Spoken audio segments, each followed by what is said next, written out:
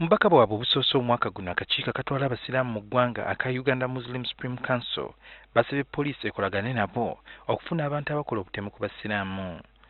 Ssaabawandiisi wa Uganda Muslim Supreme Council Haji Ramadhan Mugalu agamba nti ekyokulumba emizikiti si kye kijja okuyamba okumalawo ekizibu kino. Ffe nga Uganda Muslim Supreme Council obudde bwonna oba kiro oba misana tuli ready okulaba nti tukolagana ne gavumenti okulaba nti eddiini yaffe mu Uganda tetwalibwanga ekyokusoomooza. Olina right okujja n'obisiginga ekifo n'olaba ababuvunaanyizibwa naye kati essaawa eno kitwewuunyisa okuba nti wagenze ekiwatule era ndowooza bayingidde nayo nangatto naye ate enkeera n'okkiriza nti baatuwadde intelligence report gye baatuwadde yabadde nkyamu. Bano era baliko obubaka bwe bawadde abantu abakola ettemu ku basiraamu. Kati ffe nga nakazadde w'abasiraamu mu ggwanga ensonga eyo tetutwala mu maaso terina we tuyambira.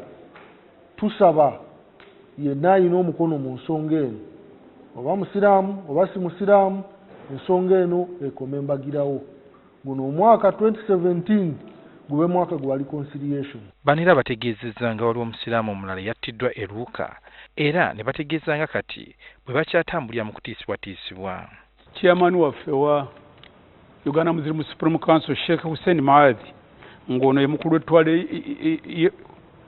ly'e Nakabugu mu Luuka district baamutanga ennaku z'omwezi 26 bamuttira mu maka ge era n'aziikibwa n'aziikibwa mu Kiyaga village